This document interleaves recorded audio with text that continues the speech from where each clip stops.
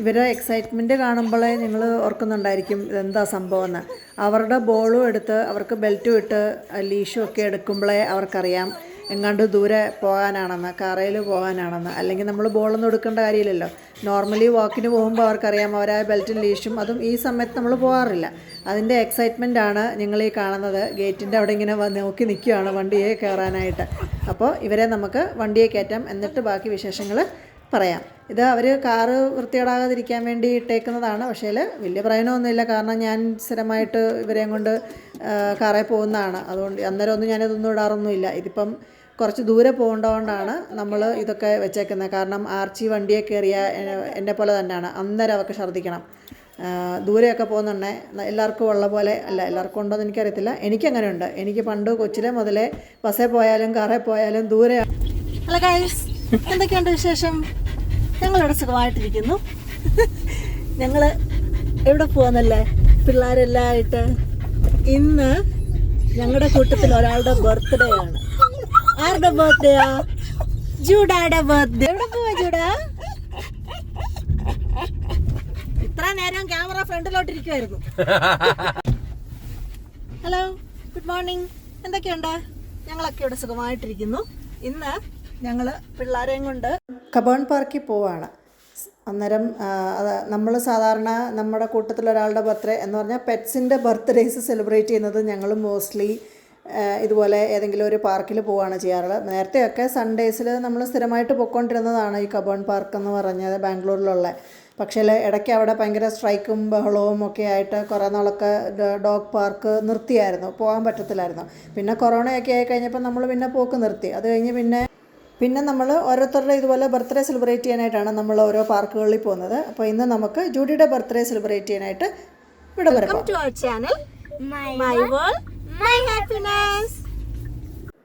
അപ്പോൾ നമുക്ക് കബോൺ പാർക്കിലോട്ട് പോകാം. ഇതാ പോകുന്ന വഴിയാണ്. ആംബറിന് ഭയങ്കര ഇഷ്ടമാണ് കാറിൽ ഇങ്ങനെ ഇരുന്ന് പോകാനായിട്ട്. തല വെളിയിലോട്ടിട്ട് ഇങ്ങനെ ആ കാറ്റത്ത് ചെവിയൊക്കെ ഇങ്ങനെ ആടി അവൾ എൻജോയ് ചെയ്താണ് കാറിനകത്തിൽ. എവിടെ പോയാലും അവൾക്ക് ഭയങ്കര ഇഷ്ടമാണ്. ഞങ്ങൾ വിൻഡോ പകുതിയോളം താഴ്ത്തു വെക്കും ആംബറിന് കുഴപ്പമില്ല, കാരണം ആംബർ ചാടത്തൊന്നുമില്ല. ആംബറിനിപ്പം 9 years ആകും. അവൾക്ക് പ്രായത്തിൻ്റെതായ ബുദ്ധിമുട്ടുകളൊക്കെ. അപ്പം നമ്മളിപ്പോൾ അങ്ങനെ ഒത്തിരി അങ്ങ് പാർക്കിലോ അങ്ങനെ ബോൾ കളിക്കാനോ ഒന്നും അവളെ നമ്മൾ ഒന്നും ചെയ്യാറില്ല. കാരണം അവൾക്ക് കാല് വയ്യ, അവൾക്ക് ബൈലാറ്ററൽ ഹിപ്പ് ഡിസ്പ്ലേസിയ ഉണ്ട്. അവൾക്കൊരു സർജറി ഒക്കെ കഴിഞ്ഞിട്ടിരിക്കുക. അവൾക്കൊരു ട്യൂമർ ഉണ്ടായിരുന്നു. ക്രിസ്മസിൻ്റെ തലേന്നാണ്, 24th ഡിസംബറിലായിരുന്നു അവളുടെ സർജറി. അപ്പം അതൊക്കെ അങ്ങനെയൊക്കെ ഇരിക്കുന്നതുകൊണ്ട് ആംബറിനെ നമ്മൾ ഭയങ്കര കെയർ ചെയ്താണ് ഇപ്പം കൊണ്ടുവന്നത്. കുഴപ്പങ്ങളൊന്നുമില്ല അവൾക്ക്. ഇപ്പം അവൾക്ക് കളിക്കുകയൊക്കെ ചെയ്യാൻ നമ്മൾ സമ്മതിക്കാത്തതുകൊണ്ടാണ് അവൾക്ക് കളിക്കാൻ അവൾക്ക് പറ്റാത്തത്. നമ്മൾ ബോളൊക്കെ എടുത്ത് അന്നേരം അവൾ ചാടും. പക്ഷേ നമ്മളത് കൺട്രോൾ ചെയ്താണ് പോകുന്നത്. പിന്നെ ഈ പാർക്കിലൊക്കെ വന്നു കഴിയുമ്പോഴത്തേക്ക് ഇച്ചിരി ഗ്രിപ്പ് ഉള്ളതുകൊണ്ട് കുഴപ്പമില്ല. എന്നാലും അവൾക്കറിയാം അവൾക്ക് പറ്റത്തില്ല എന്നുള്ള കാര്യം. അതുകൊണ്ട് അവൾ നമ്മുടെ കൂടെ എൻ്റെ പുറകെ ഇങ്ങനെ നടക്കും. ആർച്ചിക്ക് ഭയങ്കര ഇഷ്ടമാണ് ബോൾ കളിക്കാനായിട്ട്. പക്ഷേ ഇപ്പം ഒത്തിരി പട്ടികളെയൊക്കെ കണ്ടതുകൊണ്ട് ആംബറിൻ്റെ കൂടെ ആർണവിൻ്റെ കൂടെ കളിക്കാൻ പോകുന്നില്ല. എനിക്ക് ഈ ഡോഗ് പാർക്കിൽ വരാനാണ് ഏറ്റവും ഇഷ്ടം. കാരണം എല്ലാ ബ്രീഡ്സിനെയും നമുക്ക് വീട്ടിൽ വാങ്ങിച്ച് വളർത്താൻ പറ്റുകയില്ലല്ലോ. അപ്പോൾ ഇതുപോലെ പല പല ബ്രീഡ്സിലുള്ള ഡോഗ്സിനെ കാണാൻ എനിക്ക് ഭയങ്കര ഇഷ്ടമാണ്. ഞാൻ സാധാരണ പാർക്കിൽ വരുമ്പം ഇതുപോലെ ഫോണൊന്നും പിടിച്ചുകൊണ്ട് നടക്കാറില്ല. കാരണം എൻ്റെ സമയം പോവല്ലേ, എത്രയും സമയം വീഡിയോ ഒക്കെ എടുത്തുകൊണ്ടിരിക്കുമ്പം. എൻ്റെ ഐ ലെവലിലാണ് ഞാൻ ഈ ക്യാമറ, കാരണം ഞാൻ ആ ലെവലിലേ നോക്കുകയുള്ളൂ. ഈ കുരുത്തങ്കട്ട ചെറുക്കനെ കണ്ട അതിൻ്റെ ഇടയ്ക്ക് ആ ഹസ്കീനെ കണ്ട ഹസ്കിയുടെ പുറകെ നടന്ന് വഴക്കുണ്ടാക്കുമായിരുന്നു. അത് ആ ഓണേഴ്സിൻ്റെ ആണ് കുഴപ്പം. കാരണം അങ്ങേരെ ആ ലീഷയിൽ നിന്ന് അതിനെ പിടിച്ച് പുറമോട്ട് വലിക്കുകയാണ് ചെയ്യുന്നത്. അത് നമ്മൾ ഈ പെറ്റ്സ് അങ്ങോട്ട് അതിൻ്റെ അടുത്ത് മിണ്ടാനും പറയാനും ചെല്ലുന്ന ഉടനെ അങ്ങേർക്കാണ് പേടി. അങ്ങേരാണ് ആ പട്ടിയെ വലിക്കുന്നത്. അല്ലെങ്കിൽ ആ പട്ടിക്ക് ഒരു കുഴപ്പമില്ല. അങ്ങേര് അവിടെ ഇല്ലാതിരുന്ന സമയത്ത് ഇവൻ പോയി മിണ്ടിയതാണ്. പക്ഷേ അങ്ങേര് പുറമോട്ട് വലിക്കുകയാണ് ചെയ്യുന്നത് ഇവർ അടുത്തോട്ട് ചെല്ലുമ്പോഴത്തേക്ക്. അപ്പം ഇങ്ങനെ ആംബർ ഓൾറെഡി ടയേർഡായി. അവൾക്ക് പട്ടികളോട് സംസാരിക്കുന്നതിനെക്കാട്ടിലും കൂടുതൽ ആൾക്കാരുമായിട്ട് ടൈം സ്പെൻഡ് ചെയ്യാനാണ് അവനിഷ്ടം. അവൾക്ക് നേരത്തെയൊക്കെ ആണെങ്കിൽ പണ്ട് മുതലേ അവൾക്ക് അങ്ങനെയാണ്. അവൾക്ക് ഈ മറ്റുള്ള പട്ടികളോടോ ഒന്നും അവൾക്ക് പോയി കളിക്കാനോ ഒന്നും അവൾക്ക് വലിയ താല്പര്യമൊന്നുമില്ല. അവൾ ഇതുപോലെ ആൾക്കാരുടെ പുറകെ നടക്കത്തേ ഉള്ളൂ. ജൂഡി അങ്ങനെയല്ല. ജൂഡി നമ്മൾ റെസ്ക്യൂ ചെയ്തതാണ്. ജൂഡീനെ ഒരു ഇവിടുത്തെ ഒരു സ്ട്രീറ്റ് ഡോഗാണ് ജൂഡി. അവളെ ഡ്രെയിനേജിൽ നിന്ന് അവൾ കുഞ്ഞായിരുന്നു, അപ്പം വളരെ കുഞ്ഞായിരുന്നപ്പോൾ അവളെ ഞാൻ സ്ട്രീറ്റിൽ നിന്ന് എടുത്തതാണ്.